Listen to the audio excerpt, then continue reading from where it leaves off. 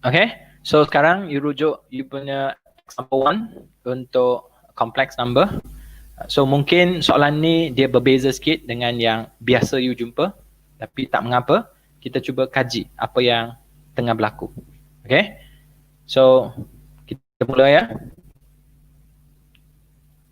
So 3 complex number are defined as z sub 1 is equals to 2 minus 5i, followed by z sub 2 is equals to a minus bi, and z sub 3 is equals to 2 plus 3i, where a, b are all real number.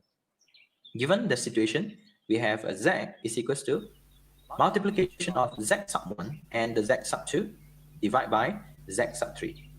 A express z. So fokus dia adalah ini. Express z in terms of A and B. So mungkin you tak ada clue, macam mana dapat A and B. Tak mengapa, yang penting adalah ikut arahan. Okay, you ada z sub 1, z sub 2, z sub 3. So kalau ada, konsep dia adalah substitute. In terms of A and B. B, given that z is equals to 100 over 13 minus 163i over 13. Find the value of A and B. So kemudian nak cari B. Given z. So tadi you dapat z kan? Sekarang di sini pun ada z. So maksudnya apa yang you dapat dalam A nanti, you perlu compare dekat B in order to find the value A and B. Okay, so first you express your z in terms of A and B. Second, you compare in order to find the A and B. My suggestion would be substitute the z sub 1, z sub 2, and z sub 3 into the situation.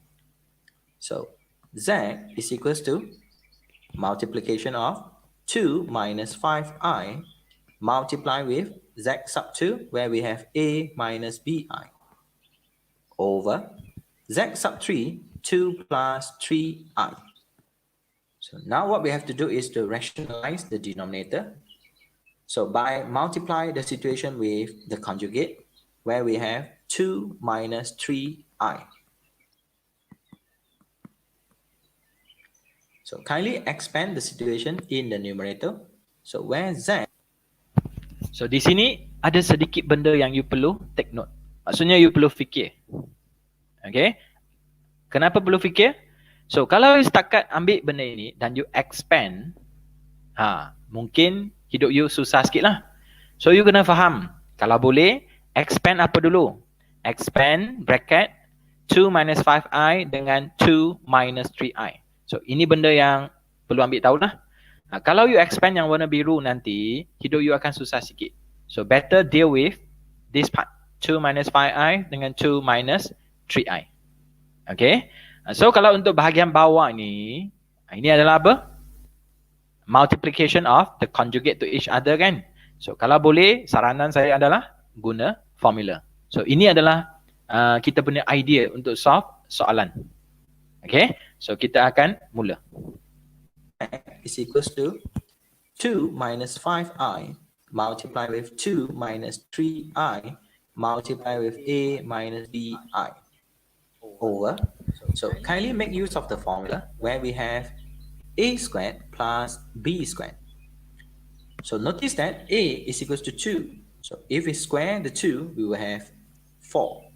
Plus b, we have 3. So if we square the 3, we will have 9. So take note, ini hanya untuk valid untuk complex number sahaja. Okay, complex number. Kalau you multiply conjugate to each other for complex number, formula ini digunakan. Okay, berbeza hanya untuk complex number sahaja. Kali take note lah. So kalau untuk atas ini, you nampak tak saya rearrange? So fokus saya adalah saya nak expand ini dulu. Okay, so kalau you expand benda lain dulu, hidup you berbeza lah. Okay, so ini adalah benda yang you perlu tahu. Z will be equals to 4 minus 6i minus 10i minus 15 multiply with a minus bi over 13. So Z is equals to negative 11 minus 16i multiply with a minus bi over 13. Kindly expand the situation. So Z will be equals to negative 11a plus 11bi minus 16ai minus 16b over. Okay, boleh? So tengok kalau you buat you expand ikut urutan saja, dia lain lah. Okay, masih boleh dapat jawapan tapi risk sikit lah. So kalau saya buat ini dulu, kemudian saya akan dapat lah benda macam ni. So remember, kita punya konsep mesti kena compare real part and imaginary part. Betul?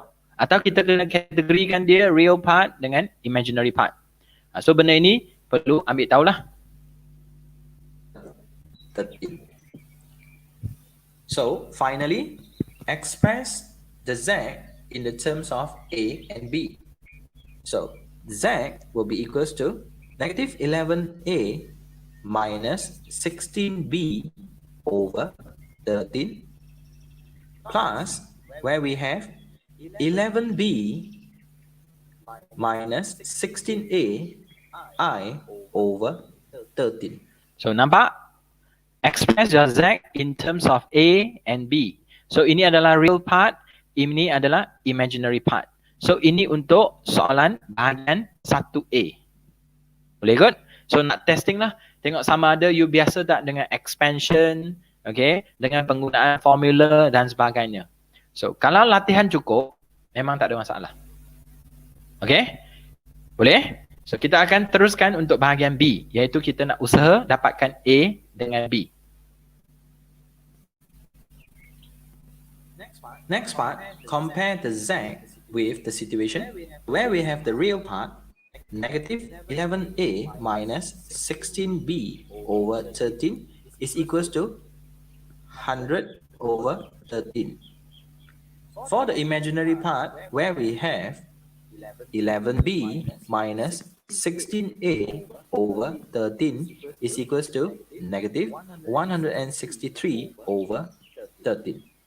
So after we compare the situation, and we will have negative 11A minus 16B is equals to 100, where we name it as the first equation. For the second situation, 11B minus 16A is equals to negative 163, where we name it as the second equation. So berhati-hati bila sudah compare. Nampak compare, saya bukan potong-potong, saya compare. Okay, so tulis bagi besar, name it, equation 1, equation 2. So fokus kita adalah nak cari A atau cari B, satu persatu. So kita perlu buat apa? Simultaneous equation kan? Kita ada dua teknik. Yang pertama, substitution. Yang kedua, elimination. So cuba you fikir, you nak buat substitution ke elimination? Boleh? So kalau saya sebagai latihan, dua-dua pun kena tahu. Okay, teruskan. My suggestion would be rewrite the situation. So focus on the first equation, rewrite the situation A in terms of B. So where we will have A is equals to 100 plus 16B over negative 11. So kindly substitute the value A into the second equation. So 11B minus 16 multiply with 100 plus 16B over negative 11 equals to negative 163. Kindly. So, saya buat apa? Saya buat substitution. Betul? Sekiranya you buat elimination, tak mengapa, dia sama sahaja. Okay? So, tak ada apa yang laju atau lambat. Semua sama saja. Yang penting, you confident. Boleh? So, kena berhati-hatilah bila deal dengan fraction. Okay? So, teruskan. We multiply all the terms with negative 11. So, we will have negative 121B minus with 16 multiply with 100 plus 16B equals to, if we multiply negative 11 with negative 163, and we will obtain 179. Kindly simplify the situation. So we will have negative 121b minus 1600 minus 256b is equals to 1793. We write the situation and we will have negative 377b equals to 3393. So b will be equals to negative 9. So, sampai sini okey? So, ada pelajar mesti tanya, Sir, exam nanti nombor mesti macam ni ke? Macam tak cantik je? Tak mengapa. Layan saja. Faham? Be careful. Buat satu persatu. Tulis dengan detail. That's why saya kata jangan buat shortcut. Okay? Jangan skip step. Tulis bagi kita sendiri nampak, pemeriksa pun nampak. Clear? So, sekarang saya dapat B ni, saya akan substitute ke dalam sini lah. So, saya akan dapat jawapan saya A.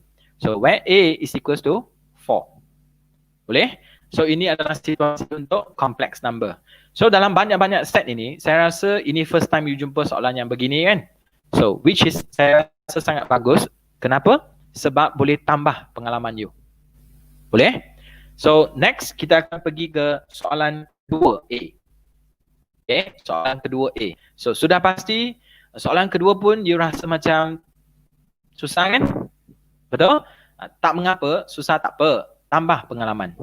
Okay, so kita akan mula dengan example yang kedua A, which is SET. Okay, soalan SET.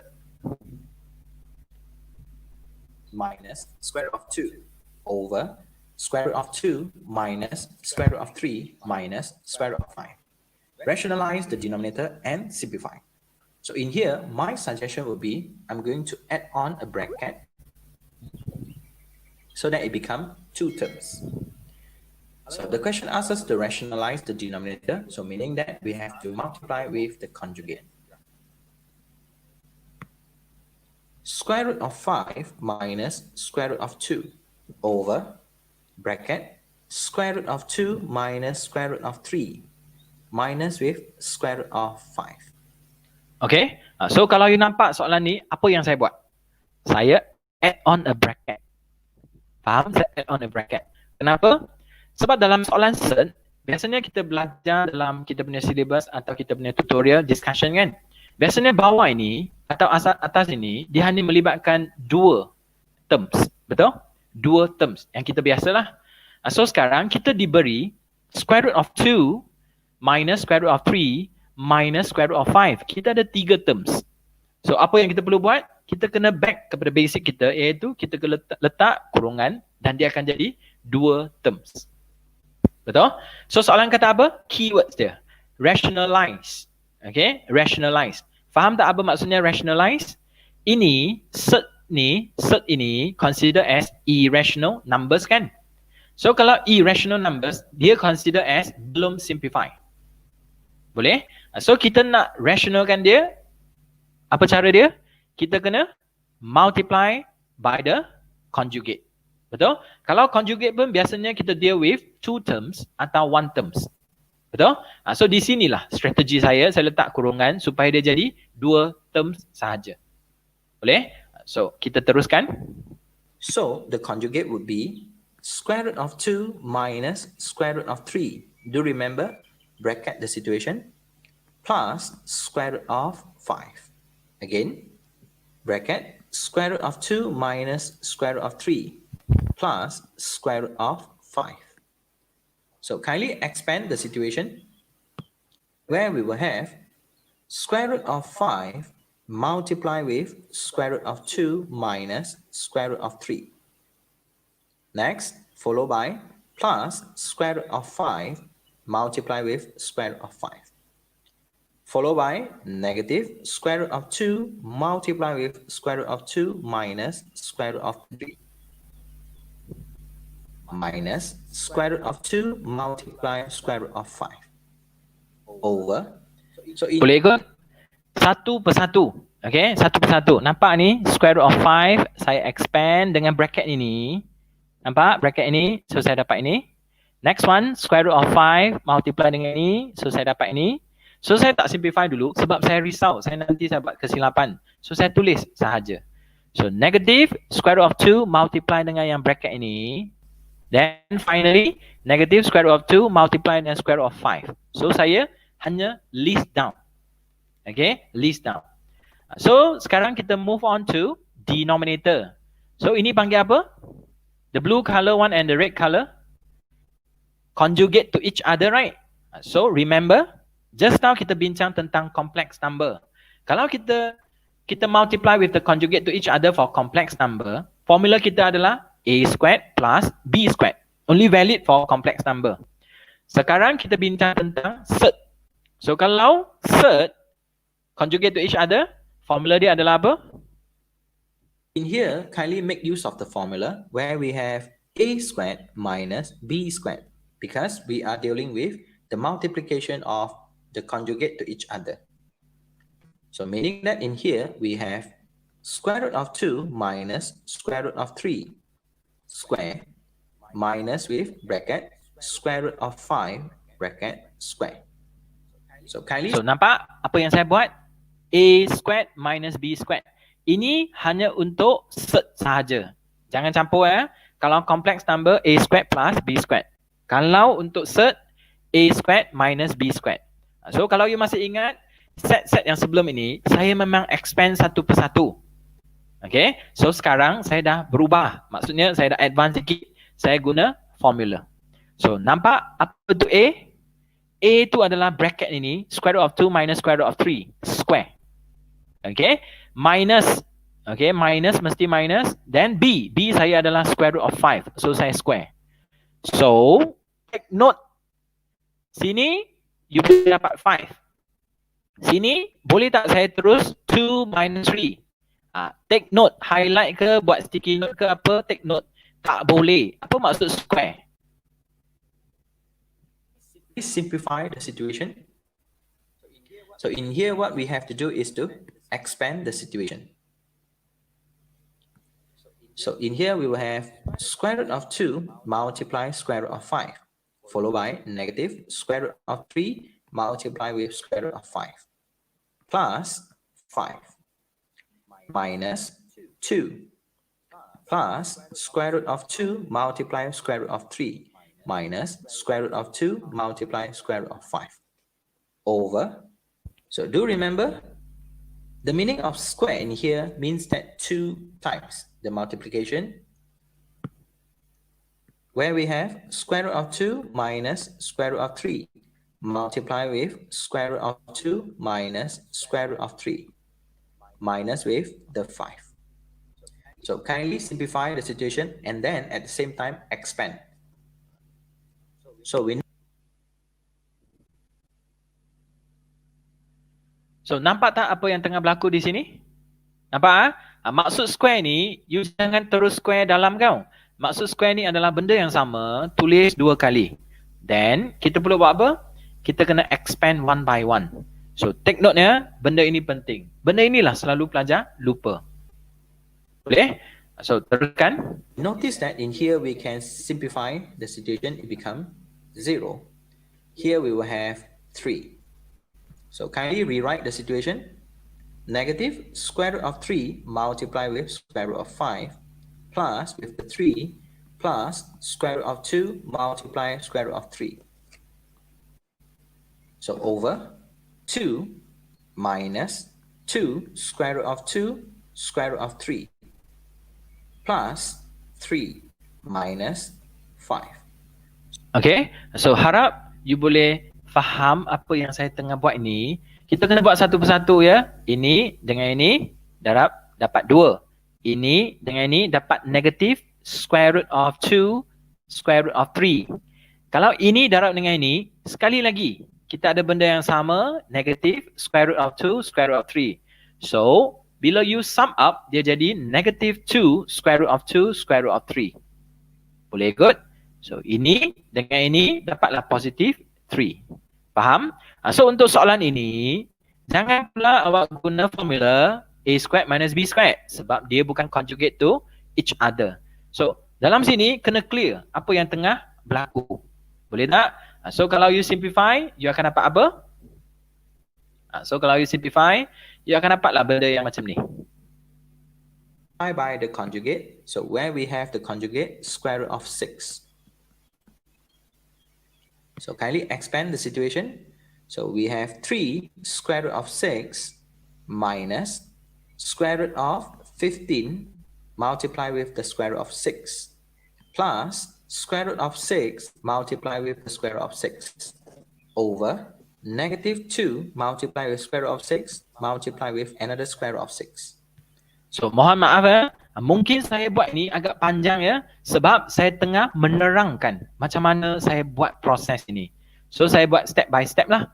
So kalau siapa-siapa yang dah nampak pattern, boleh simplify, silakan. Okay, silakan. So kindly simplify the situation. So where we will have 3 multiply square root of 6 minus, kindly focus on this part. Square root of 15 will be square root of 3 multiply square root of 5. Then the square root of 6, we can rewrite the situation as square root of 3 multiply with the square root of 2. So in here, we can simplify the situation with 3 multiply with square root of 10. Plus 6 over negative 12. So kindly... Boleh ya? Kenapa negative 12? Sebab square root of 6 multiply square root of 6, you dapat 6. So 6 multiply dengan negative 2 dapat negative 12. So sekarang soalan kata simplify. Maksudnya kalau boleh ringkaskan, cuba ringkaskan satu persatu. Boleh ikut? Simplify the situation. So we will have 3 multiply square root of 6 over negative 12 plus 3 multiply square root of 10 over 12 minus 6 over 12. So finally, we will have negative square root of 6 over 4 plus square root of 10 over 4 minus 1 over 2. Boleh? Ini satu cara. Jika you tak nak, you rasa macam ni you tak nampak, you boleh buat cara yang lagi satu.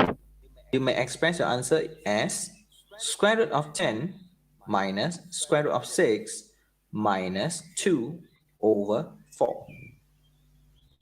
If you are new here, kindly consider subscribing to... Boleh? Boleh ya? Okay. So sekarang kita akan pergi ke soalan yang seterusnya, iaitu absolute value.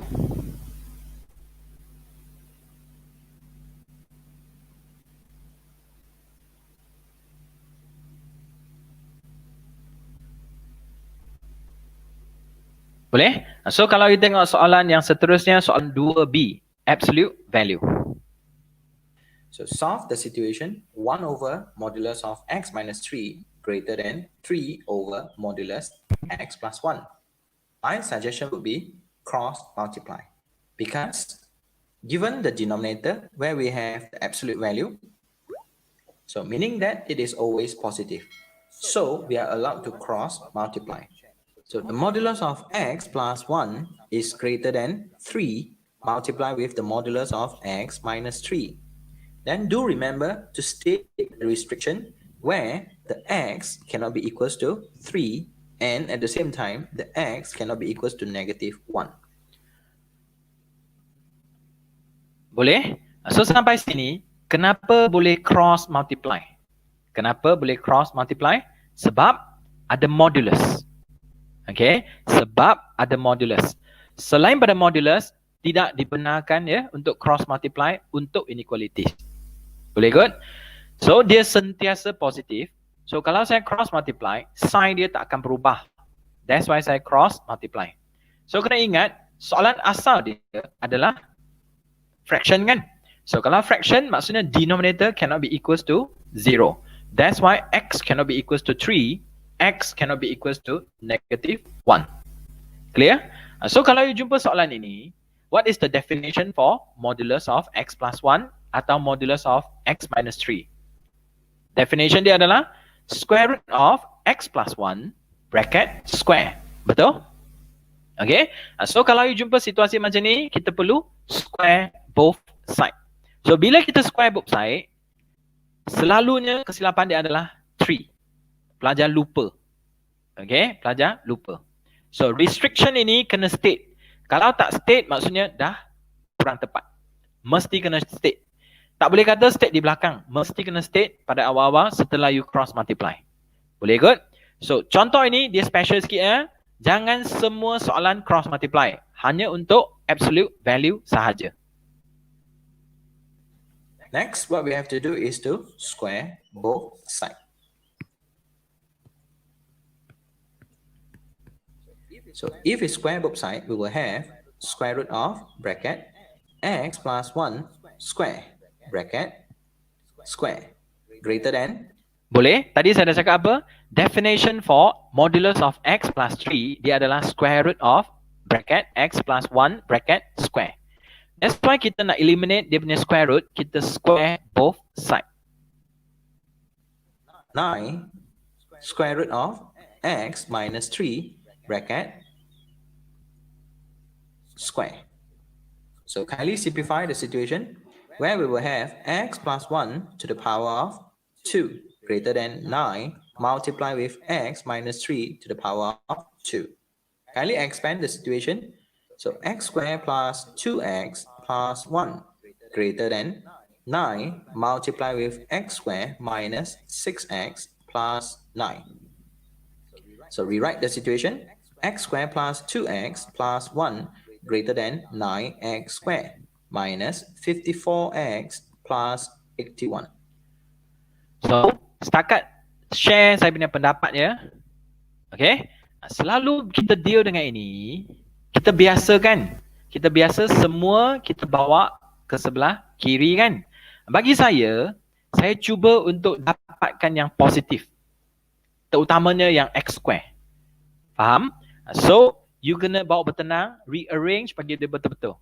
So, elak daripada you punya coefficient of x square ini dapat negatif. Faham? So, saya haraplah you take note ya benda yang kecil ini. So, kindly rearrange the situation. So, 9x square minus x square minus 54x minus 2x plus 81 minus 1 less than 0. Simplify the situation. 8x squared minus 56x plus 80 less than 0. So, nampak apa yang saya buat? Okay. So, saya rearrange. Kemudian saya perhatikan, saya buat apa? Walaupun saya bawa ke sana, tapi saya tulis semula supaya saya punya x ini, x square ini dapat positif. So, di sini nampak tak? Yang tajam ini tuju kepada 9 kan? So, memang betul tak? Tuju ke 9. So, rearrange. Okay, settle. So, once. Sebelum you nak factorize, mohon pastikan ini adalah dah paling ringkas dah. Dah tak boleh ringkas lagi. Boleh? Sebelum tekan calculator. So, sebelum you ringkaskan, faham tak? Kena observe you punya sign ini semua betul-betul tak? Kalau betul, baru boleh teruskan. Faham? Jangan laju sangat. Kena observe. Kena look back, kena check. So kindly factor the 8. So we have x squared minus 7x plus 10 less than 0. So kindly factorize the x squared minus 7x plus 10. And we will have x minus 5 multiplied with x minus 2 less than 0. Since this is a simplest form, so it is the time to determine the sign where we have a negative sign. Next, what we have to do is to split the situation, and then do remember always assume positive. So where we will have x greater than 5, x greater than 2. So do remember the restriction, x cannot be equals to 3, x cannot be equals to negative 1. Kindly illustrate the situation in the number line. So locate the value where we have 2, then 5. So, untuk restriction ini, buat masa ini tak perlu masukkan lagi. Fokus you adalah 2 and 5. Okay? So, as a reminder, the value of negative 1 is located over here, and the value of 3 is located over here. So, kindly illustrate. So saya setakat buat tanda saja, faham? Setakat buat tanda saja, saya tidak melibatkan mereka. Fokus saya 2 dengan 5 sahaja. Illustrate the situation in a number line. So where we have empty circle for 2 and then towards the right, same goes to the 5 empty circles towards the right. So kindly fill up the space with a negative sign because this is a positive real number line. Then what we have to do is to multiply the situation where we have negative, negative, then we will have a positive, followed by negative, then we have positive, positive, then positive. Kindly refers to the sign. We need a negative, we want a negative region. So here will be the answer. So fokus soalan. Soalan minta solution set atau interval form. Jika tidak minta, bolehlah pilih salah satu. Kalau soalan minta solution set, you tulis interval form, maaf okay, kurang tepat. Boleh? So di sini, you nampak you nak kawasan ini? Boleh? So 2 until 3, 3 until 5. 3, 2 and 5 is not included.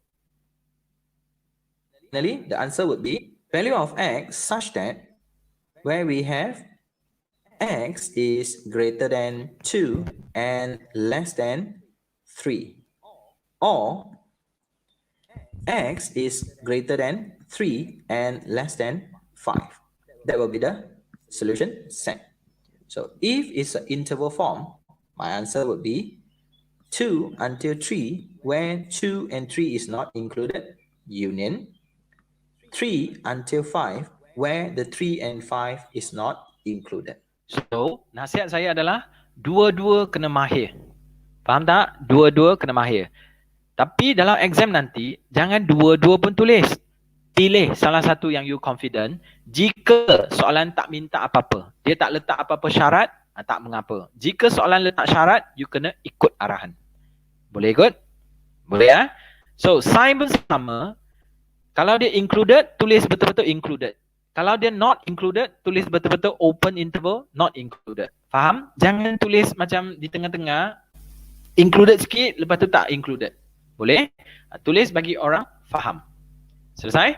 So sekarang kita dah selesai soalan example 2 untuk section B. Kita akan bergerak ke soalan function and graph untuk soalan 3.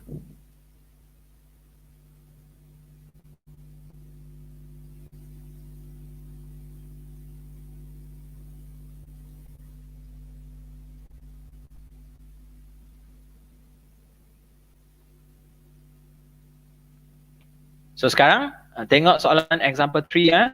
Okay, function and graph. Find the inverse function for fx. Hence, sketch the fx and the f inverse on the same axis. Finally, state the domain and range. So first part, I'm going to find the inverse function. So let the situation y is equals to fx. So where f inverse y is equals to x.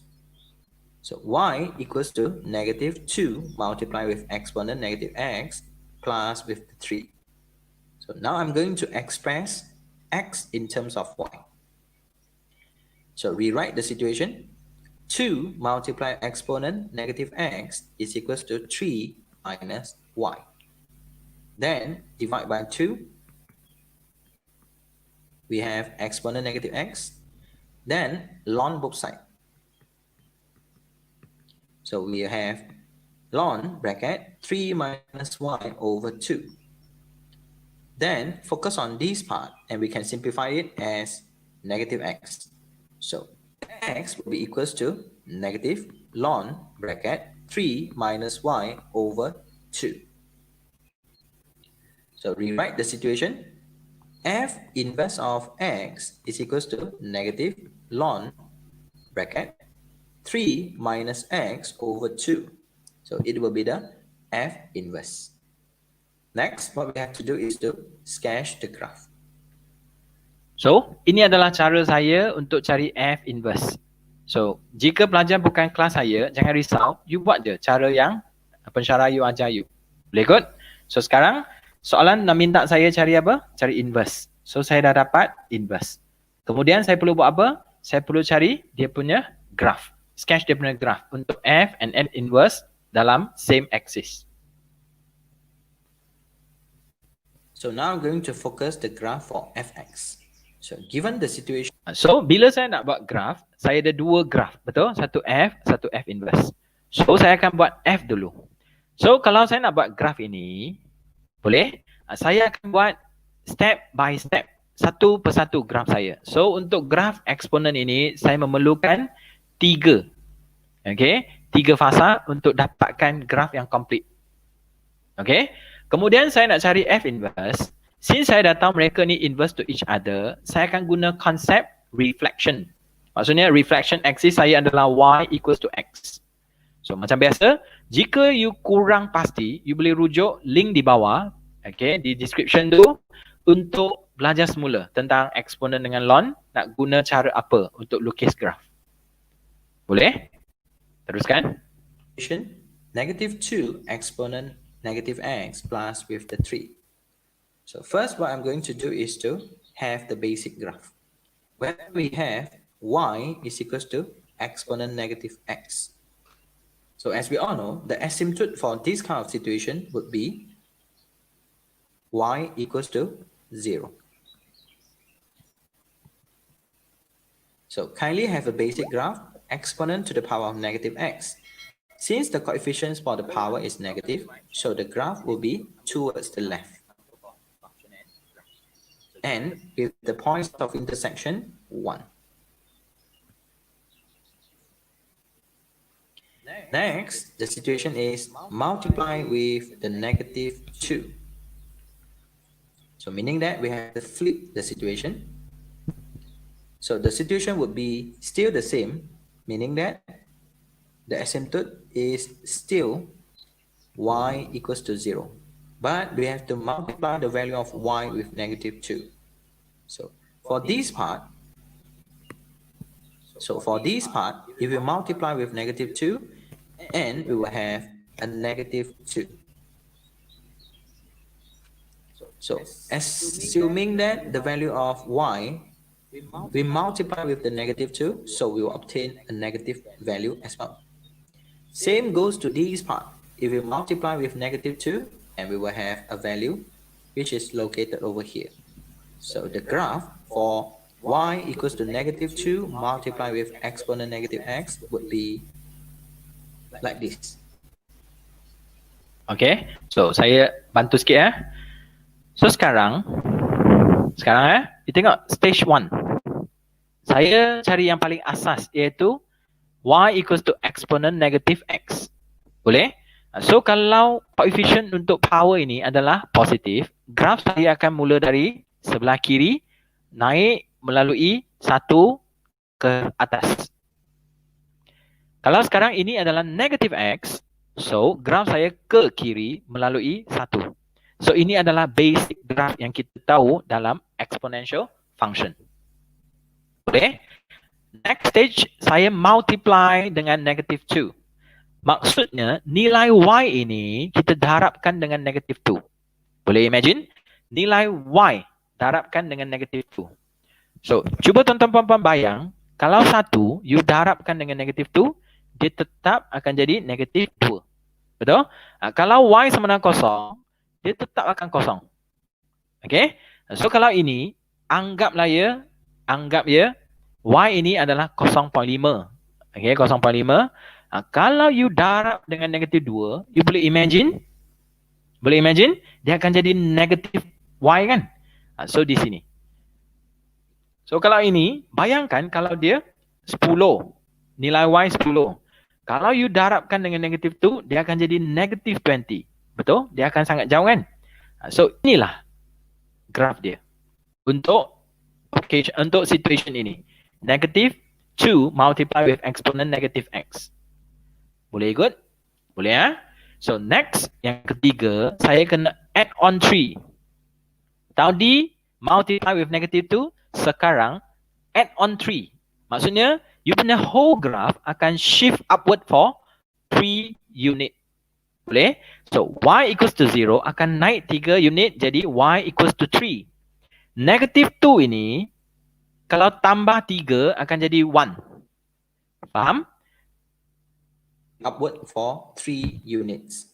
So meaning that the asymptote will be 0 just now.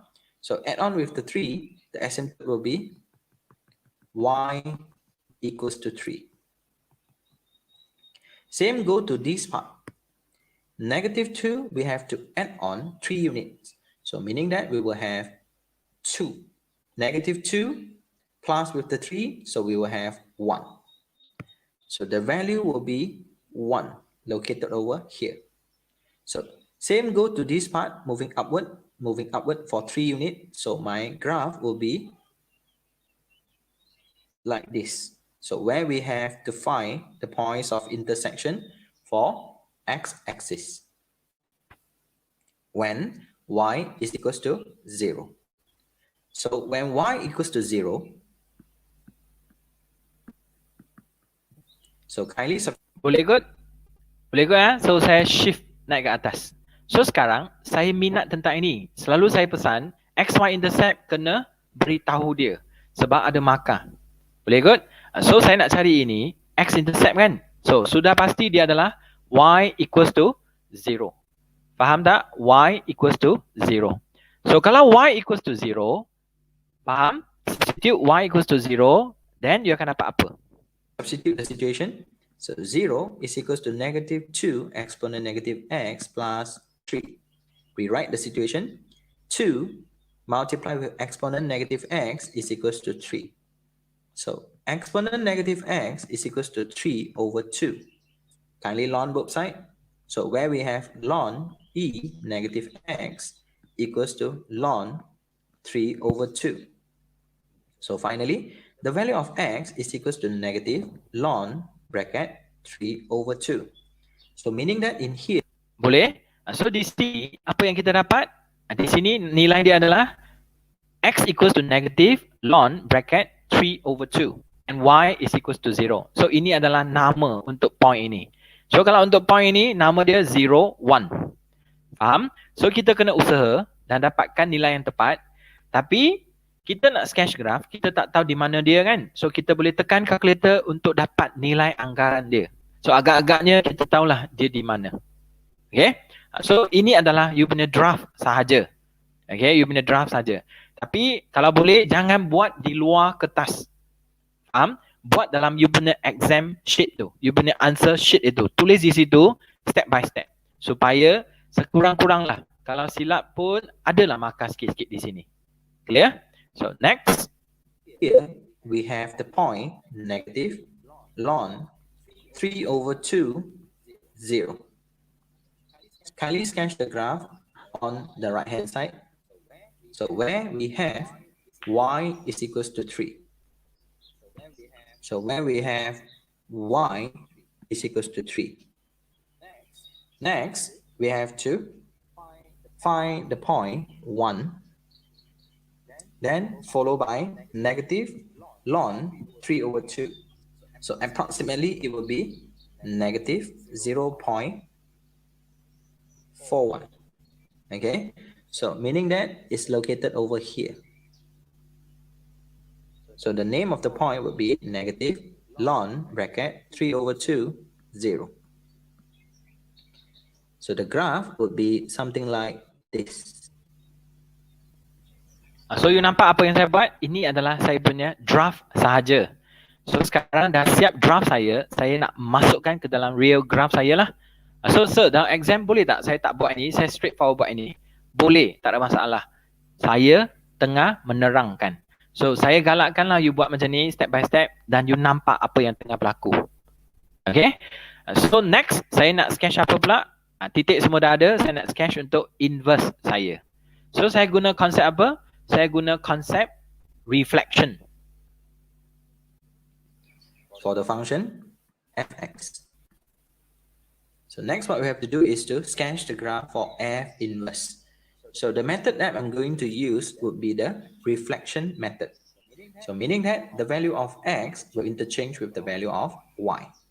So kindly focus on y equals to 3. If we reflect the situation, it will become x equals to 3. So where we have the asymptote for f inverse, which is x equals to 3. Next, what we have to do is to focus on this point, where the coordinate is 0, 1. So if you reflect the situation, it will become 1, 0. So the location will be around here. Next, focus on the x-intercept, where we have negative ln 3 over 2, 0.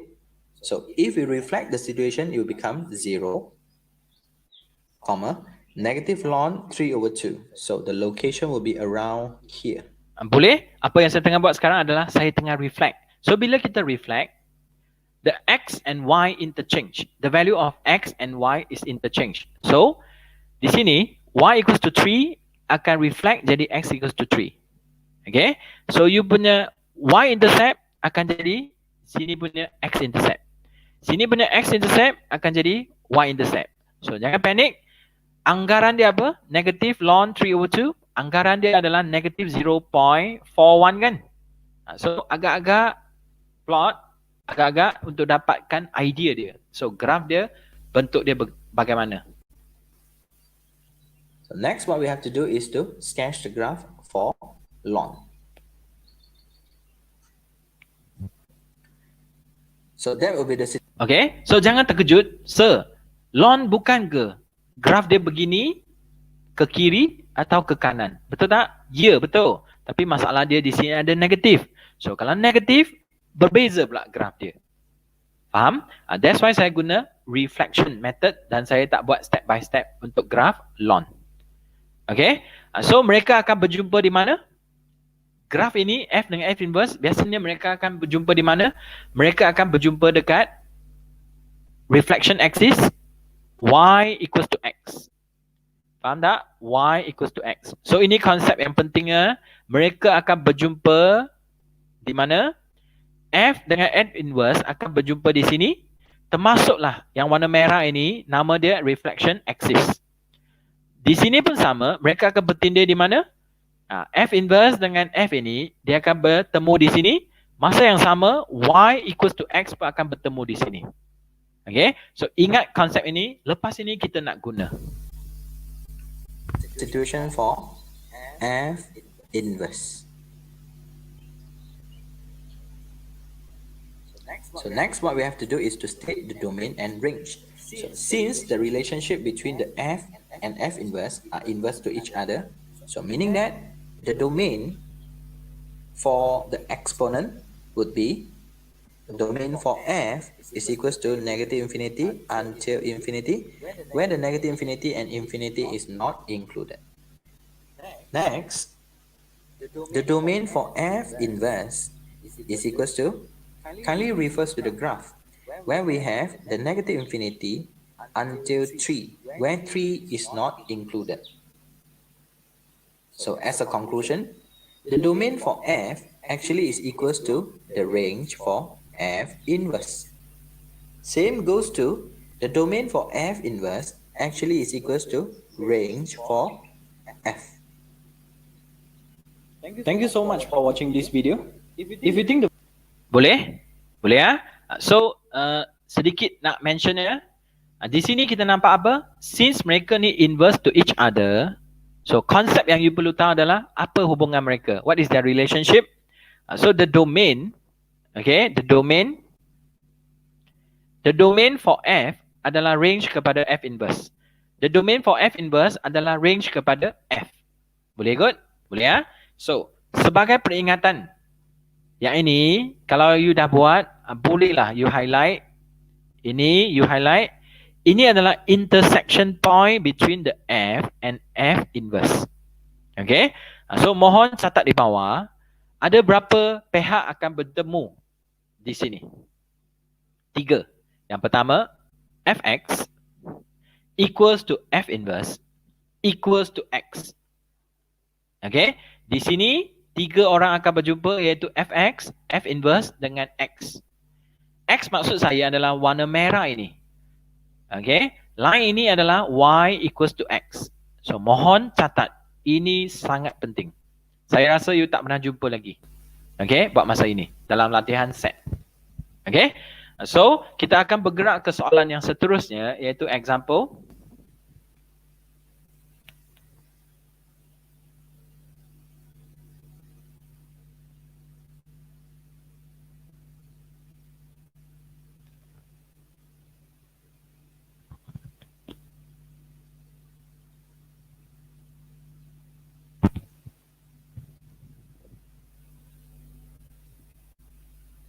Okay, so sekarang kita akan bincang example 4. Yeah, so kita nak deal with graph again. Okay, deal with the graph. Given the function f and g are as follow, where we have the function of fx is equals to modulus of 1 over x, and the function of gx is equals to 2x minus 3. State the domain and range for the function f and g. Find the composite function for f and g, and sketch its graph.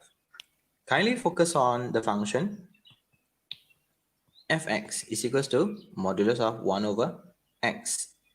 So as we all know, for the situation for modulus, where we have the domain or real number, but kindly refers to the function, we notice that we have 1 over x. So the value of x is the denominator, so x cannot be equals to 0.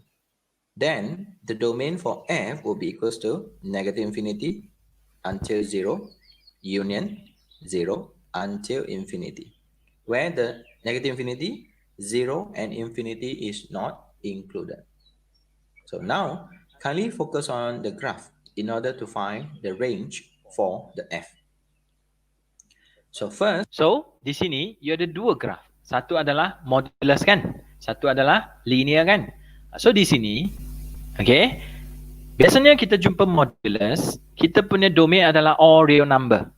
Okay, tapi function dalam modulus ini adalah reciprocal. So x adalah denominator. So tuan-tuan puan-puan ingat tak, denominator tak boleh apa? Cannot be equals to 0. I mentioned the denominator. Okay, I didn't mention anything. Denominator.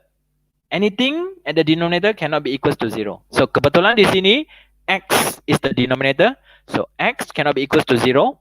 So domain you adalah terpapar di sini. Clear? So next, untuk cari range. Pengalaman saya bagi tahu saya, sekiranya tuan-tuan puan-puan nak cari range, satu saja. Refer graph. Kalau tidak, kena cari inverse dia. Boleh? So sekarang saya nak buat graph untuk f ini. Okay? So saya akan buat step by step. First, I'm going to focus on the graph y is equals to 1 over x. So where we have the reciprocal graph. So kindly focus on the coefficient of x where we have the positive. So the graph will be showing towards the right. So this will be the basic graph for the situation 1 over x. The asymptote will be y equals to 0 and x equals to 0. So this will be the basic graph for y equals to 1 over x. Next, y is equals to, masih ingat ke graph untuk reciprocal ini? Basic kan? So you punya asymptote adalah x equals to 0 and y equals to 0. So ini adalah graph lah, graph you. Boleh? So next, kita kena add on the modulus for the reciprocal graph. Modulus of 1 over x. So meaning that we have to positive the situation, especially on this part. So meaning that we have to positive the situation. So we have to flip the situation to this part. So meaning that y equals to modulus of 1 over x, our graph will be looking like this. Boleh kot? Bila kita add on modulus sign, maksudnya semua benda kita kena jadikan dia positif kan? So automatic kawasan bawah ini, modulus maksudnya dia akan jadi positif. Boleh? So ini adalah graph untuk you punya fx. Okay, graph untuk fx. So you punya asymptote tetap sama, iaitu x is equals to 0 and y is equals to 0. So what is your range for f? So where we have the y-axis and the x-axis. Then the horizontal asymptote still y equals to 0. And the vertical asymptote still equals to x equals to 0. So kindly refers to the graph. So meaning that range for the f is equals to 0 until positive infinity. Because the lowest value would be 0 and the highest value will be positive infinity. So for the range 0 until infinity, where 0 and infinity is not included. Boleh? Boleh ikut So ini adalah kaedah saya untuk dapatkan domain and range. So domain saya boleh refer dan saya boleh nyatakan. Range, kalau setakat suruh saya hafal macam ni, saya tak boleh, saya kena refer kepada graph. Kalau tidak pun saya kena cari F inverse dia dan rujuk F inverse dia. Okay, so next soalan kita kena fokus kepada G. Okay, G. Next, kindly focus on the function gx, where we have the function 2x minus 3. So the domain for the function gx would be negative infinity until infinity. In order to find the range, what we have to do is to refer the graph. So now, by referring to the graph, where we have the straight line graph, where we have the m is 2, meaning that showing towards the right. And we have the y-intercept in negative 3. So basically we have 1, 2, negative 3. So when x equals to 0, y will be negative 3.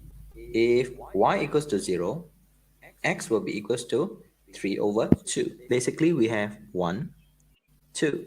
So 1.5.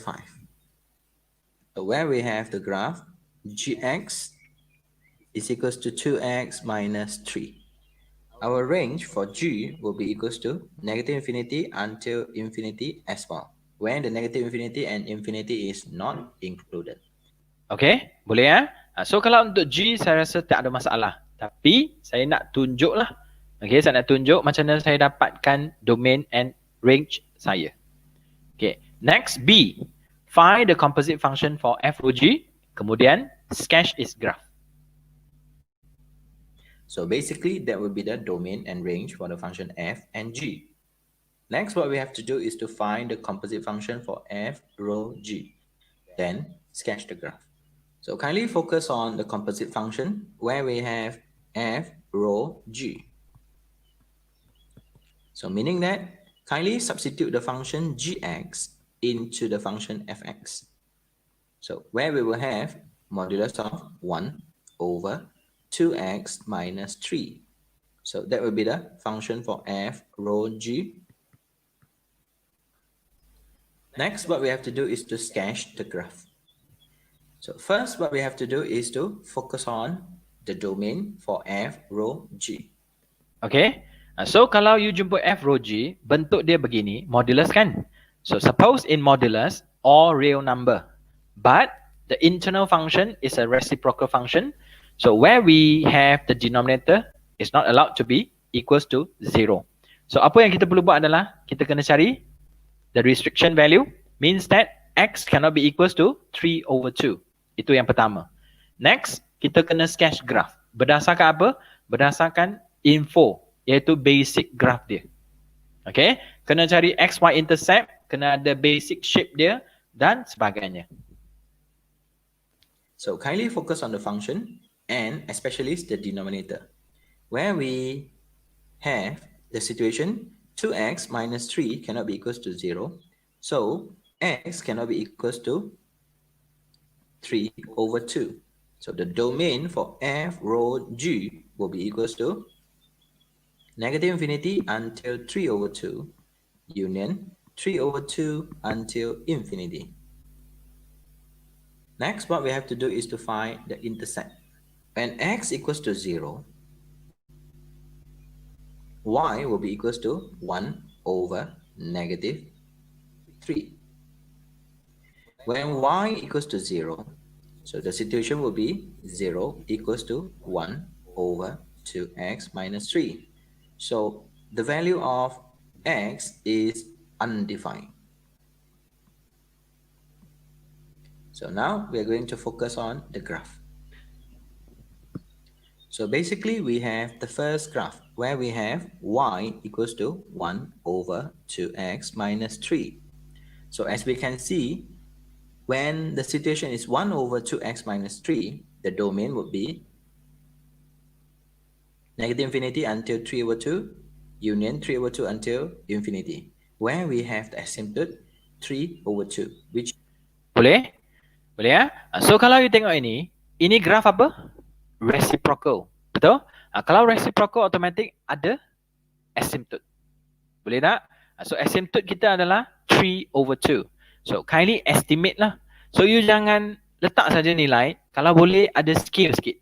Kalau ada scale maksudnya ikut you punya scale itu, you akan dapat graph yang masuk akal sikit lah. Okay? which is 1.5. So here we will have 1, 2. So basically 1.5 is located over here. So we have the vertical asymptote x equals to 3 over 2. Next is to focus the coefficient of x, where we have 2x, which is a positive, meaning that towards the right.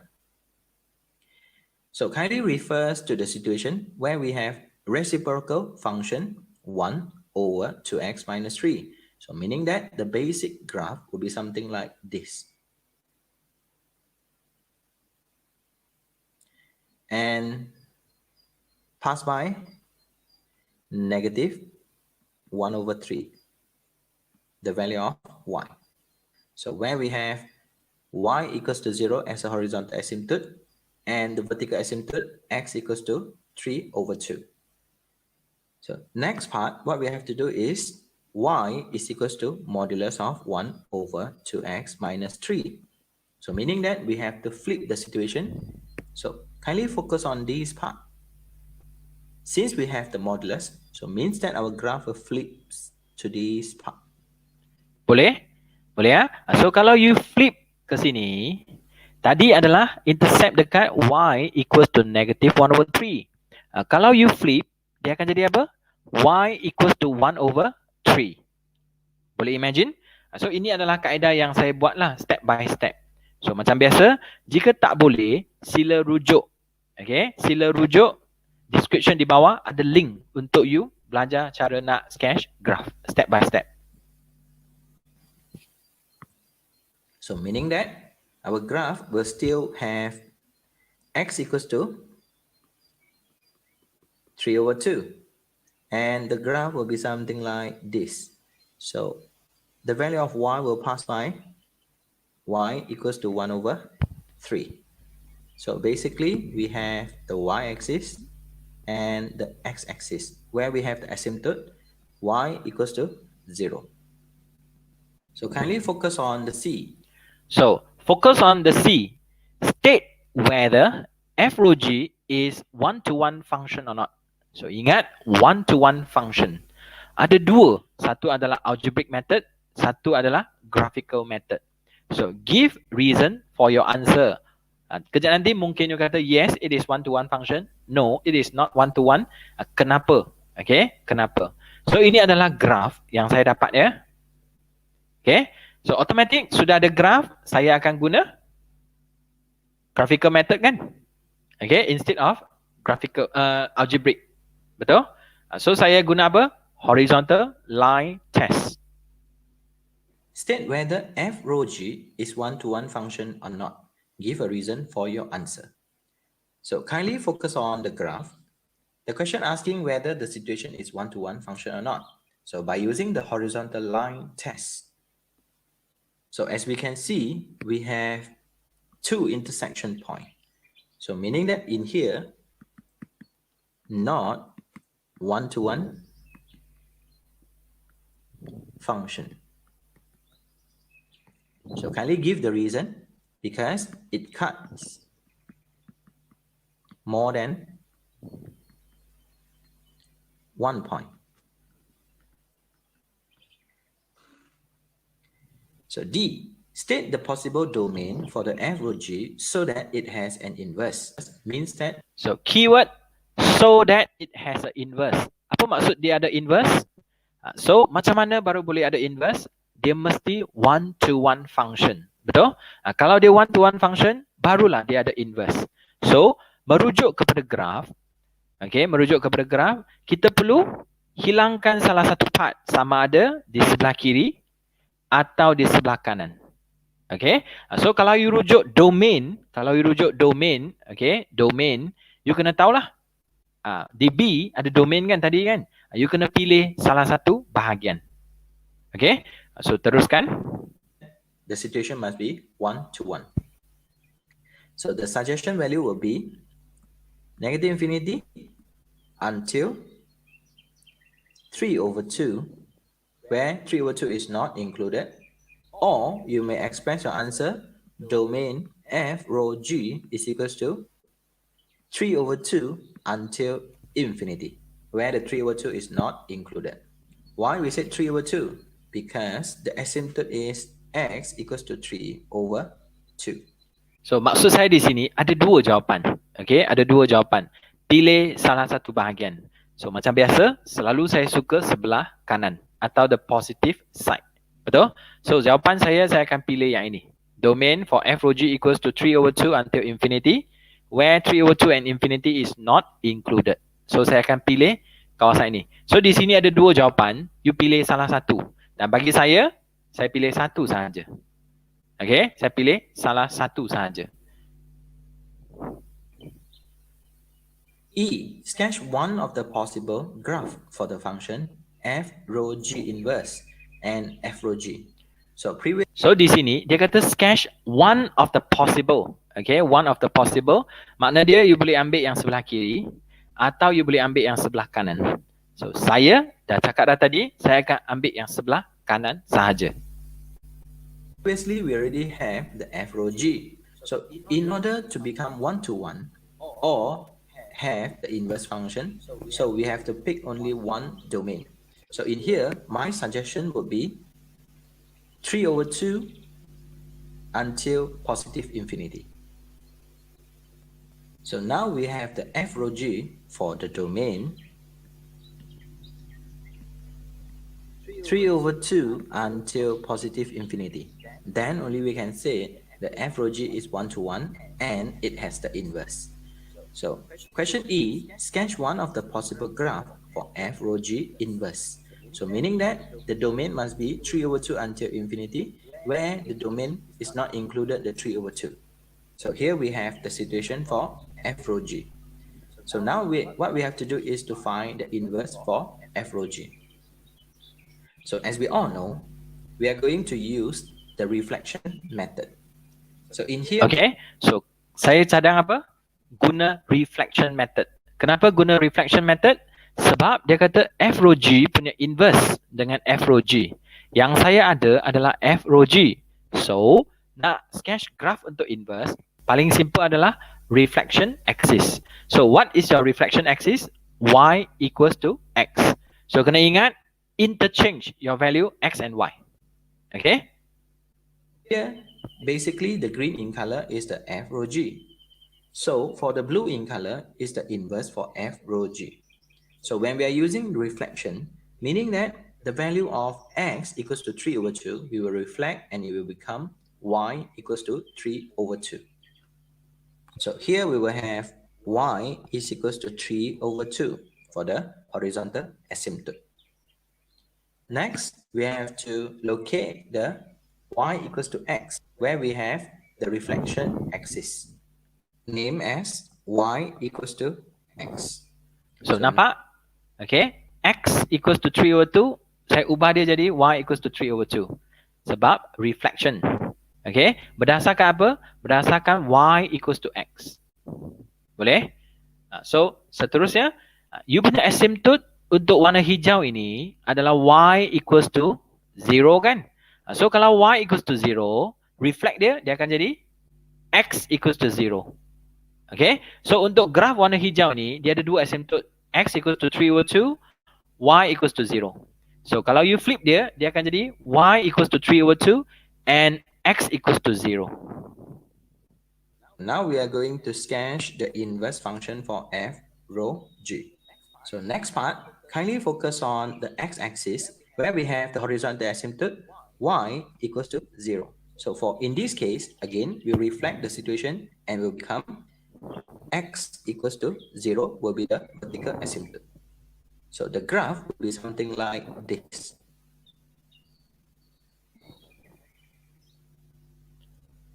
So Okay, so saya akan terangkan ya kenapa graf saya macam ni. So, cuba tuan-tuan bayang ya. Tuan-tuan bayang ya. Tengok warna hijau. Okay, tengok warna hijau. Dari atas ini, approaching 3/2. Betul? Approaching 3/2. Kemudian saya bergerak ke bawah, saya approaching y equals to 0. Boleh imagine? Kalau saya flip, boleh bayang tak y equals to 0, tiba-tiba dah jadi x equals to 0. Maksudnya approaching from x equals to 0, kemudian saya turun ke bawah sini kan. Maksudnya saya approaching 3/2. Boleh bayang tak dua-dua kawasan ni saya approaching. So graf saya akan mula dari sini bergerak ke bawah. Okay, so ini adalah saya punya f rho g inverse. Okay, so mungkin perlu ambil masa sikit kan. Tak apa. That will be the graph for inverse of f rho g. As for the green in color is the function for f rho g. Boleh? So ini adalah saya punya graph lah. So tuan-tuan puan-puan, sekiranya soalan suruh you mention dia punya domain and range, mampu ke? Domain for f rho g, domain for f rho g inverse. Okay, so you tahu tak dia punya relationship apa? Okay, so domain for the green color adalah range kepada blue color. Domain for blue color adalah range kepada green in color. Betul? So mohon fikir semula. Okay, so sekiranya kurang faham, boleh tengok balik video ini untuk angkat balik atau dapat idea semula apa yang saya tengah buat untuk example 4. So sekarang kita akan bergerak ke example yang seterusnya. Nombor 5 pun sama, function and graph.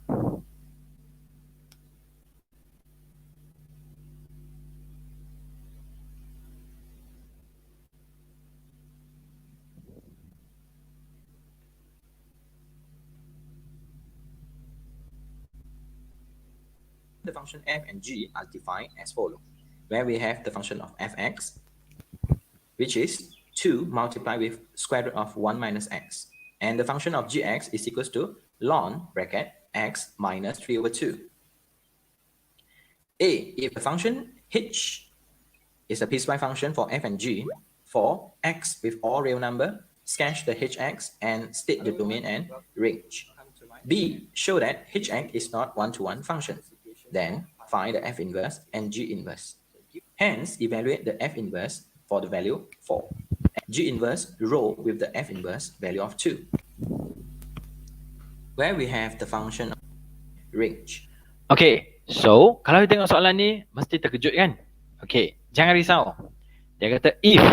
Kalau jumpa if maksudnya fakta.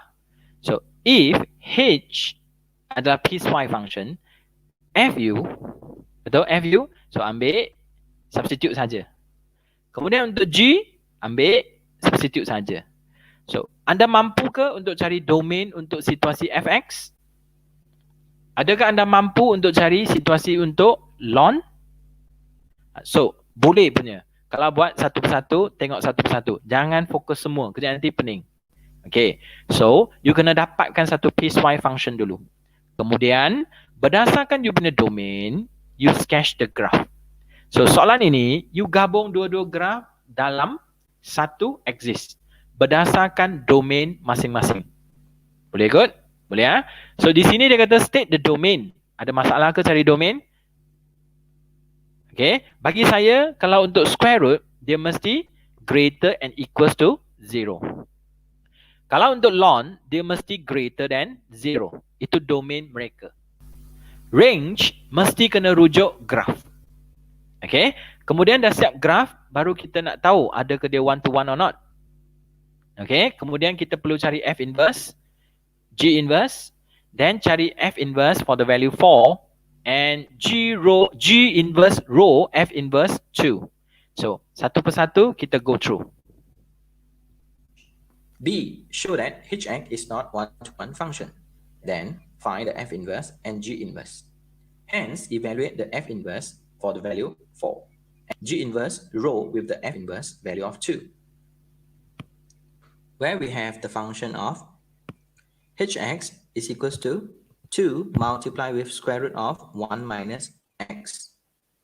Where we have the situation 1 minus x must be greater and equals to 0. So in here, x will be less than equals to 1. So the domain for the function fx will be x less than equals to 1.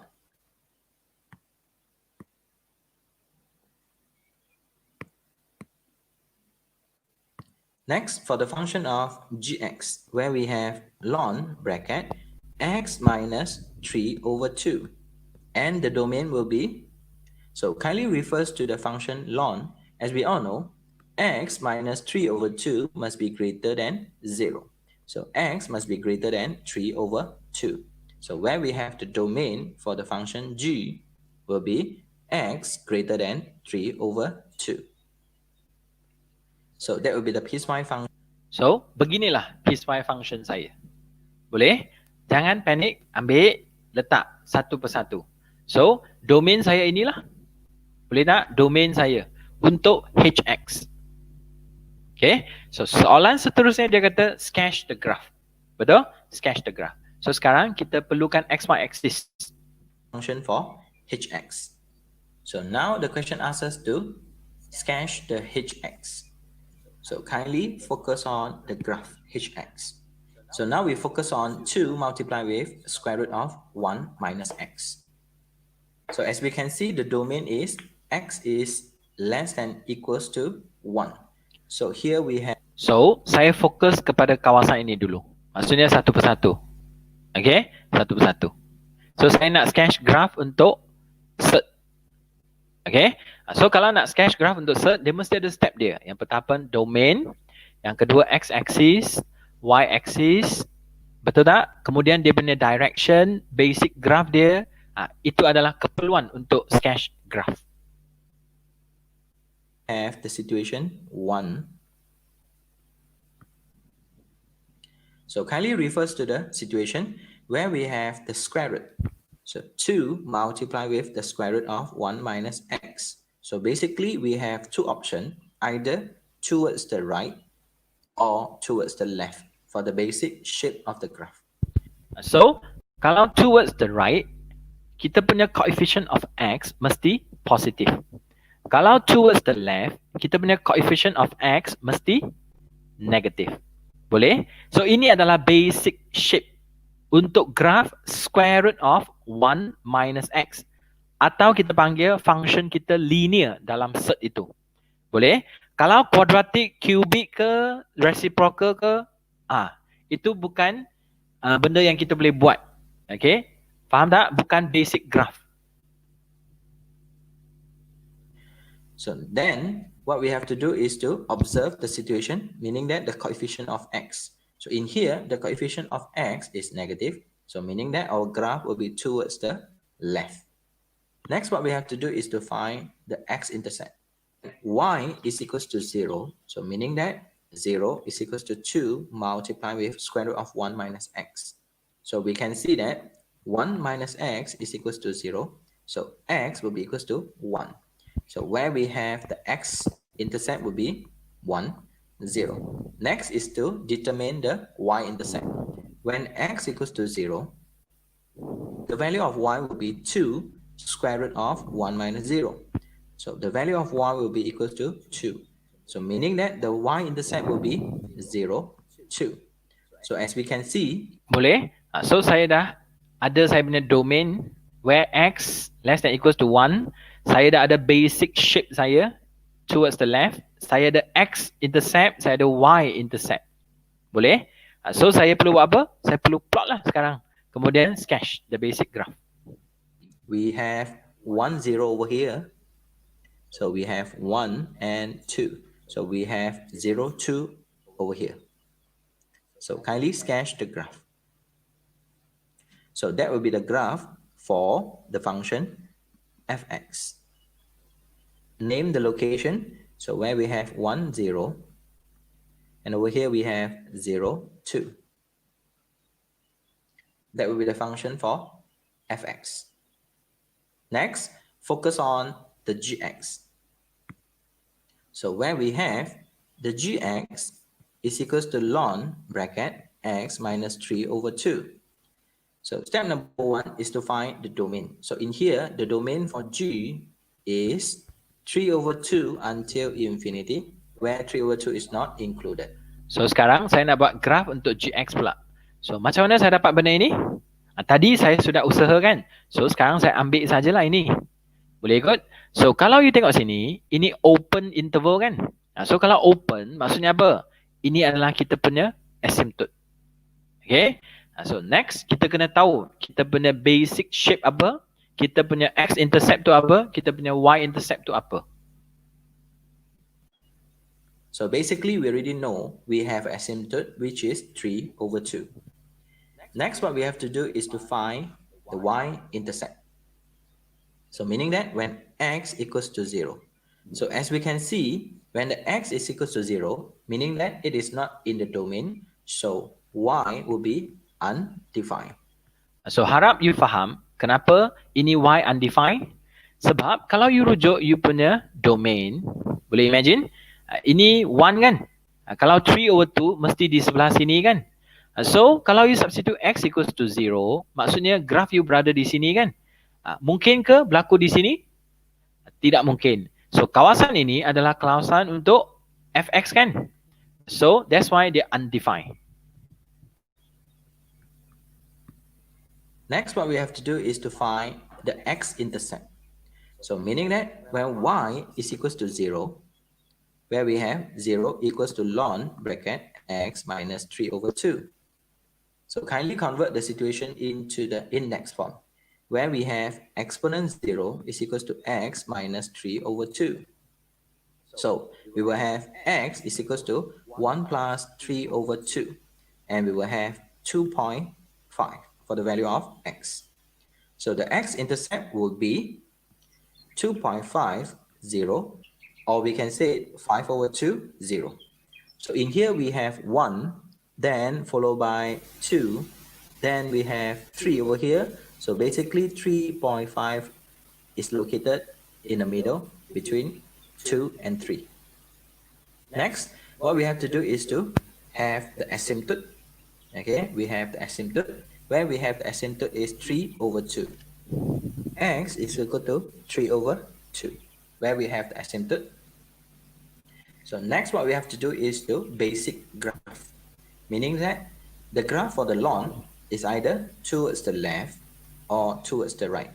So basically you have to refer to the coefficient.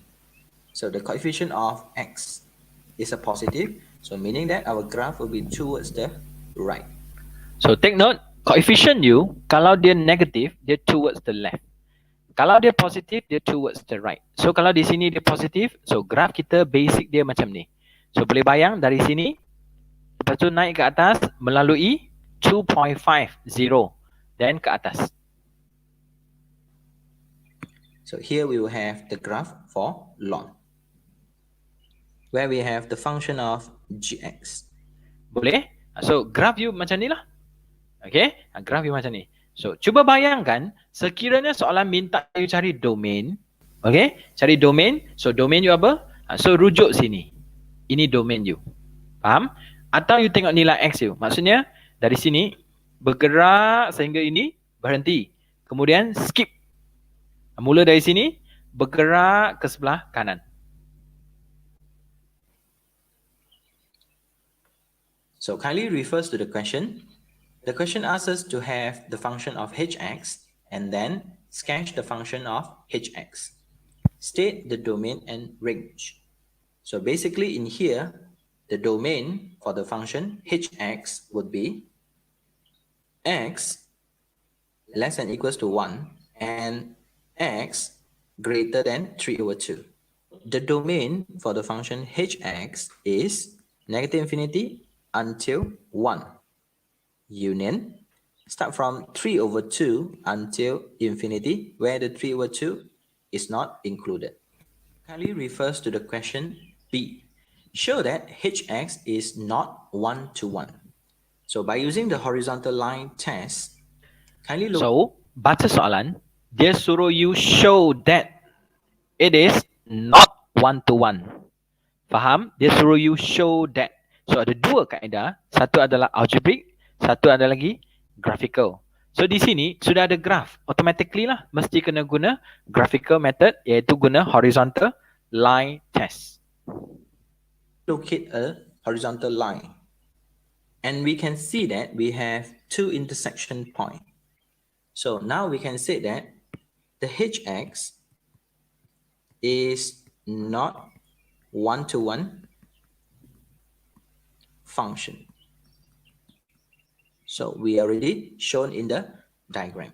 So the following question will be, find the F inverse, G inverse, hence evaluate the F inverse for the value 4 and G inverse row with the F inverse with the value 2.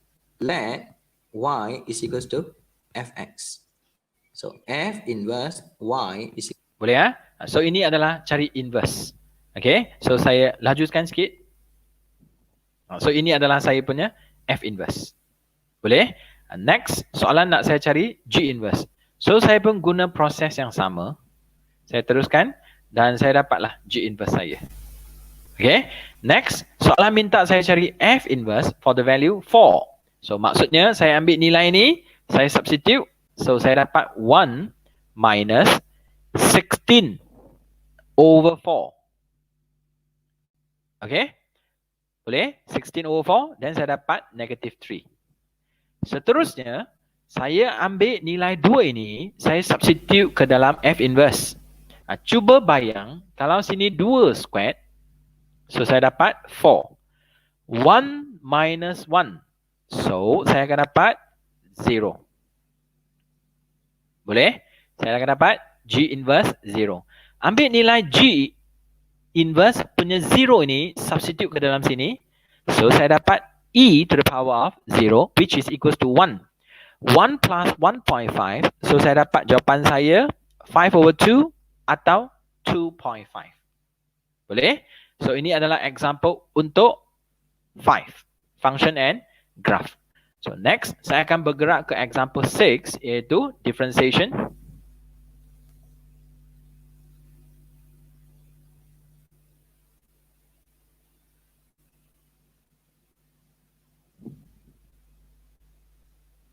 Equals to 4 to the power of x squared plus 1.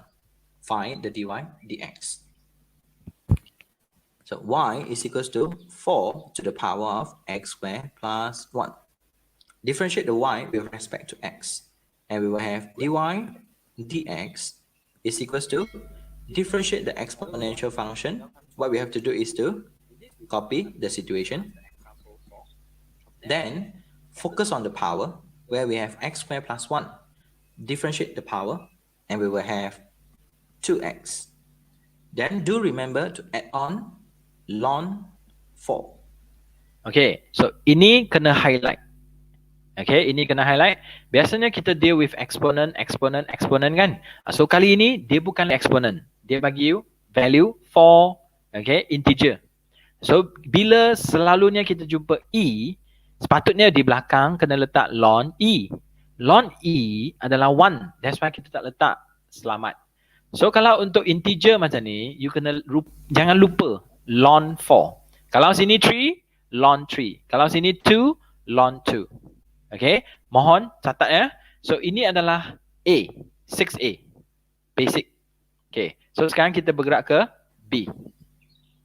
So rewrite the situation. dy dx is equals to 2x multiplied with 4 to the power of x squared plus 1 and multiply with the constant ln 4. Next, kindly focus on the question B, where we have y is equals to exponent x multiplied with ln bracket 3x plus 2. So here we have two elements.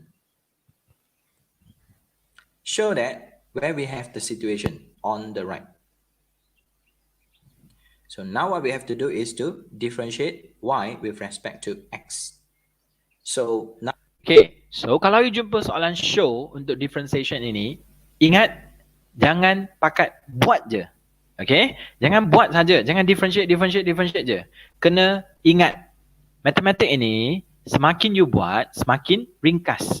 Faham tak? Ringkas. Maksudnya mesti you kena ganti sesuatu untuk ringkaskan you punya situasi. So, product rule, quotient rule, implicit, semua kena clear. Okay, you tengah differentiate apa? Exponent ke, ln ke, polinomial ke, trigo. Kena mahir. Faham tak? So sambil-sambil itu, bila dia kata show, maksudnya jawapan sudah diberi. Bila you differentiate ke, apa-apa ke, susun semula ke, mestilah merujuk kepada jawapan. Okay? So saya nampak hubungan antara dua elemen ini adalah product. Okay? So saya mesti kena guna product rule. So pantang saya adalah, kalau boleh saya cuba guna product rule. Elak daripada quotient rule. now I'm going to state the product rule. So y prime is equals to v multiplied with u prime plus u v prime. So we name it as u and v. So where we have dy dx is equals to v, where we have ln bracket 3x plus 2. Multiply with the u prime, meaning that we have to differentiate the exponent x. And we will have the situation exponent x plus u, where we have exponent x. Differentiate the v, and we will have 1 over 3x plus 2. So do remember to differentiate the internal function, and we have 3. Rewrite the situation. So dy dx is equals to ln bracket 3x plus 2 multiplied with the exponent x plus 3 exponent x over 3x plus 2. Okay, so observe. Pernah jumpa tak ini? Ini adalah apa? So ini sebenarnya adalah y. Okay, so you tengok di sini, ada tak fraction? Tak ada kan? Tapi kita jumpa 3x plus 2. Nampak tak 3x plus 2? Dia bukan fraction. So maksudnya kita jumpa equal. Faham tak? Kita boleh buat apa? Kita boleh cross multiply. Okay, atau semua elemen multiply with 3x plus 2. So maksudnya modify the situation. Okay, modify the situation. So nampak? Bila saya modify the situation, inilah situasi saya. So kalau you rujuk, you dah nampak tak ada sikit bayang di sini? Okay, ada dah sikit-sikit kan? So maksudnya barulah kita laksanakan. Maksudnya teruskan differentiation kita. So di sini ada dua elemen, ini u, ini v. Sini pun sama, ada u, ada v. So differentiate lagi. Find the second derivative. Again, do remember to apply the product rule. So where we have u and v. So dy dx multiply with u prime, where we have 3, plus u multiply with the v prime, where we have the second derivative, equals to where we have u and then v. Differentiate the situation where we have y multiply with the u prime, where we have 3, plus u multiply with v prime, where we have dy dx, plus differentiate the 3 multiply with exponent x, and we will have 3 multiply with the exponent x. So kindly refers to the questions. Question asks us to show the situation. So now what we have to do is to rewrite the situation. So kindly focus on this part. Rewrite the situation. So where we have 3x plus 2 multiply with the second derivative equals to focus on Nampak? Sudah jumpa dah? Next, saya nampak dy dx saya di sebelah kanan. So, saya cuba untuk transfer dia ke sini. Okay? So, bila kita transfer, saya dapat inilah. 3 benda dan belakang ni saya susun semula ikut soalan. So, you nampak tak di sini boleh buat apa? Boleh factorize the dy dx. Okay? So, saya factorize the dy dx. Then, saya nampak 2 minus 3. Saya dapat 3x minus 1. So, nampak? 3x minus 1. So, akhirnya, saya dapatlah jawapan saya seperti yang diminta. kindly refers to the question and we can say we have already shown the situation. Boleh? So, itu adalah example 6. So, pendapat saya adalah bila you buat soalan show, kena rujuk. Okay? Nampak apa yang boleh simplify, cuba ganti dan simplifykan situasinya. Okay? So, next kita akan bergerak ke example 7 which is parametric differentiation.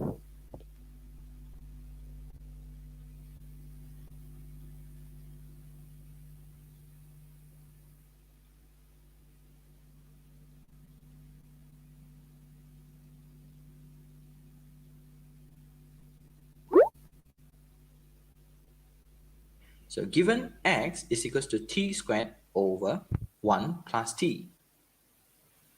Next we have y equals to t over 1 plus t. Are the parametric equation where the t must be greater than 0. Find the dy dx in terms of t. So before we start, kindly state the quotient rule.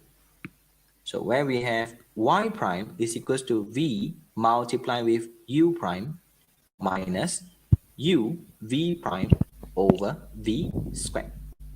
Okay, so you nampak tak cara saya menjawab soalan? Saya nyatakan apa formula yang penting, saya nyatakan. Semua saya nyatakan supaya memudahkan urusan saya, iaitu rujuk. Okay, rujuk. So next, kita akan fokus kepada x. Okay, x. So di mana saya akan namakan x saya, okay, t squared to u, lepas tu 1 plus t to v. So saya akan mulalah buat. Is equals to v 1 plus t multiply with the u prime where we have 2t minus bracket u where we have t squared multiply with the v prime where we have 1 over v squared where we have 1 plus t squared. Kindly simplify the situation. 2t plus 2t squared minus t squared over 1 plus t bracket square. So Boleh? Boleh ya? So cuba ringkaskan dia. Dan kalau boleh, pastikan you dah equate the denominator dan sebagainya. Okay? So next, saya akan bergerak ke y pula. So saya akan guna quotient rule lagi. Dan saya dapatkan jawapan saya begini. Next, nak dapat dy dx, so saya akan tulis formula saya. multiply with the dt dx. So kindly substitute the situation where we have dy dx is equals to 1 over 1 plus t bracket square multiply with dx dt.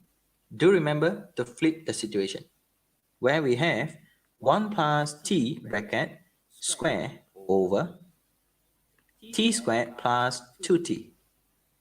So kindly simplify the situation and finally we have dy dx is equals to 1 over t squared plus 2t. Thank you so much for watching this video. Boleh? Boleh ya? So itu tentang parametrics. So untuk parametrics ini, saya cuma nak ingatkan satu saja. Okay, so pastikan you tengok betul-betul di mana dx dt, di mana dy dt. Jangan belasah saja, faham tak? Yang depan ni letak belakang, yang belakang ni letak depan. Jangan. Okay, next, apa yang you kena tahu adalah second derivative u. Nyatakan formula u dan jangan lupa. Okay, jangan lupakan apa yang sepatutnya ada di belakang kalau second derivative. So finally, kita akan pergi ke soalan yang terakhir iaitu 7b.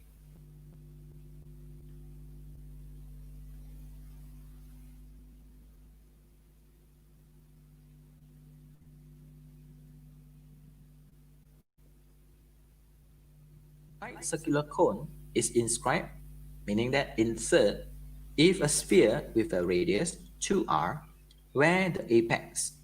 So in here the meaning of apex is the top and the base of the cone touch the internal side of the sphere as shown in the diagram. So given the height of the cone is h plus 2r.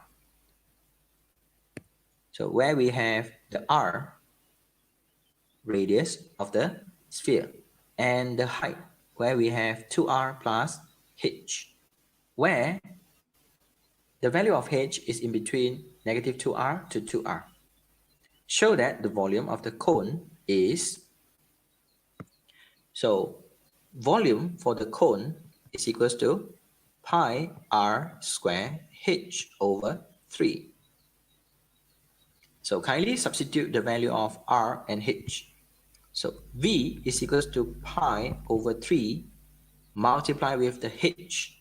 So in here stated the h is h plus 2r. Okay, so ini formula untuk cone. So h di sini adalah ni. So 2r plus h atau h plus 2r. R ini untuk cone. So radius untuk cone. Faham? So kalau you nampak right angle triangle. Okay, right angle triangle. Okay, so saya akan guna Pythagoras theorem. 2r squared equals to h squared plus r squared. So rearrange you punya situasi sebab di sini adalah you punya r squared. So ambil dia, substitute. Multiply with the r squared and we have 2r bracket square minus h square. Kindly make use of the situation where we have p squared minus q squared actually equals to p minus q multiplied with p plus q. Kindly observe the situation. So di sini saya guna konsep ini. Okay, yang selalu saya ajar dalam kelas. Saya kata apa? X square minus 1. X plus 1, X minus 1. Betul? Kalau X square minus 9. X minus 3, X plus 3. Betul? So kalau di sini, you kena observe betul-betul. You nampak tak? 2R bracket square minus H square. So, saya akan guna benda ini untuk ringkaskan saya punya situasi. So, rewrite the situation. V is equals to pi over 3 multiply with 2R plus H multiply with 2R minus H.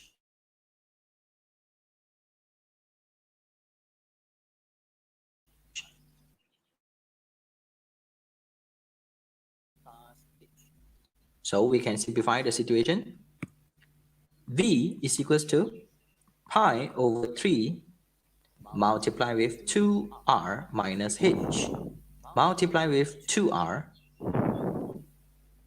plus H square. Okay, so boleh? So apa-apa pun kena rujuk soalan. Nampak sama? Sama kan? Soalan kata apa? Show that. So, kena menjawab soalan. Kata, show lah. Hence, find the maximum. So, bila maximum maksudnya optimization problems. Maximum value of V and H change. Faham? H change. So, continue. Meaning that we are going to look for dV, dH. So just now the question mentioned that we are focusing on dV, dH. So meaning that we are differentiate V with respect to H. And notice that the capital R actually is the constant. Meaning that the radius for the sphere. So what we have to do now is to find the first derivative and the second derivative for the V with respect to H. So sebelum differentiate, kena clear. R adalah constant. You tahu tak kenapa constant? Kalau you refer kepada you punya bulatan tadi tu, you nampak tak? You punya sphere ni dah confirm besar macam tu dah. Faham? That's why you punya R adalah fixed, iaitu constant. So, HU akan berubah. Bayangkan kalau HU berubah, you boleh bayang tak line di bawah ini akan naik ke atas. So, maksudnya cone you akan jadi gemuk. Faham tak? So, sama ada cone you kurus tinggi, maximum volume, atau cone you gemuk rendah. Faham tak? Gemuk dan rendah jadi maximum volume. So, mana satu? So, itu yang kita nak kaji. Clear? So, sekarang bila you dah hadap benda ini, you dah tahu you perlu differentiate apa? Differentiate apa? Iaitu H kan? Betul? Respect to H. Boleh ikut? Boleh ya? So, di sini kita nampak ada apa? Ada two element. 2R minus H dengan 2R plus H. Ada dua. Satu U, satu V. So y prime is equals to v multiplied with u prime plus u multiplied with v prime. So in here, we let the situation as u followed by v. So where we have dv dh is equals to pi over 3 bracket, where we have v 2r plus h square multiply with the u prime. So meaning that we have to differentiate 2r minus h. So differentiate 2r, since r is a constant, so we will have 0. Differentiate the negative h, and we will have a negative 1. Plus, we have u. So we have 2r minus h. So kindly focus on the v. We have to differentiate the situation. So focus on the power, and we will have 2 multiply with 2r plus h to the power of 1. Multiply the internal function. So focus on 2r. Since r is the constant, so when we differentiate the r, we will obtain 0. Focus at the h. Differentiate the h, and we will have 1.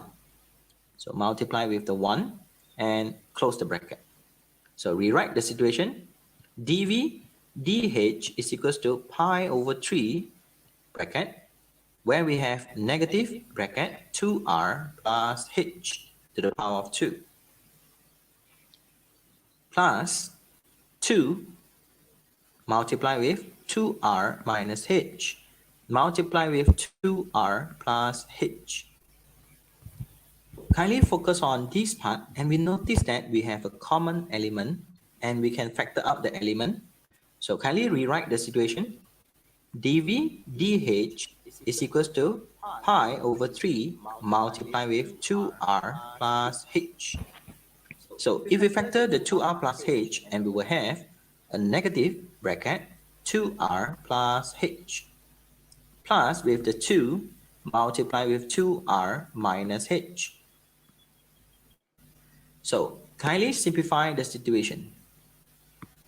So where we have dv dh is equals to pi over 3 multiply with 2r plus h bracket, where we have negative 2r negative h plus 4r minus 2h. So finally, dv dh is equals to pi over 3 multiply with 2r plus h bracket, where we have negative 2r plus with the 4, so we will have 2r minus 3h. So next what we have to do is to... So, ini adalah saya punya first derivative. Okay? So, kena berhati-hatilah masa differentiate. So, kena clear. Selalunya kita deal with x, y kan? So, kali ini dia bagi yang lain. So, you kena berhati-hati. Okay? So, pendapat saya, ini adalah second step. Find the first derivative. Kalau boleh, find the second derivative at the same time. Find the second derivative. So where we have dv d multiply with the... Okay, so ini saya punya first derivative. So saya buat dia jadi u and v juga. So pi over 3 saya tak buat apa-apa, saya salin saja. Then v followed by differentiate u. So saya dapat 1. Boleh kot? Then salin u. Boleh? Then differentiate v. So R ini adalah constant, so dia akan jadi 0. So fokus kepada ini, dapat negative 3. Ringkaskan dia. So kindly simplify the situation. So where we have the second derivative is equals to pi over 3 bracket, where we have 2r minus 3h minus with the 6r minus with 3h. So the second derivative is equals to pi over 3 multiplied with 2r minus with the 6r, we have negative 4r minus with 6h. Now we move on to the third part, which is finding the critical value of the problems. Okay. So, step number 3 adalah untuk cari masalah. Critical atau stationary, betul? So, dv dhu adalah equals to 0. So in here, what we have to do is to let dv dh is equals to 0 in order to find the critical value. So in here, pi over 3 multiply with 2r plus h multiply with 2r minus 3h equals to 0. So what we have to do is to find the value of h. So in here, 2r plus h is equals to 0. 2r minus 3h is equals to 0. Okay, so harap you faham kenapa pi over 3 hilang. Sebab pi over 3 adalah constant. So kalau saya cross multiply, dia tetap dapat 0. Fokus saya adalah nak cari h because r is a constant. Okay, so di sini saya dapatlah saya punya h. Negative 2r dengan h equals to 2r over 3. Ini step ketiga saya, cari masalah. Step keempat saya nak testing. Okay, by using the second derivative test, saya nak tahu dia maximum atau dia minimum. So untuk dua nilai h ini. Okay, so saya akan substitute nilai h saya dan saya akan dapatlah nilai h saya negative 2r dan saya dapat greater than 0. Kalau greater than 0 maksudnya apa? Minimum value. So kalau you fokus soalan nak minimum ke maximum? Soalan nak maximum. So ini bukan tempat yang kita nak. So saya akan teruskan perjalanan. Saya substitute saya punya h equals to 2r over 3 ke dalam saya punya second derivative dan saya dapatlah jawapan saya begini, which is less than 0 and it is the maximum value. Betul? So kalau you check soalan nak apa? Find the maximum value of V. Maksudnya dia nak you usahakan you punya volume. So apa yang saya perlu buat adalah ambil nilai H ini, substitute ke dalam, rujuk kepada soalan, sudah diberi soalan yang dia suruh you prove tadi. And H change. So meaning that this will be our answer. H is equals to 2R over 3.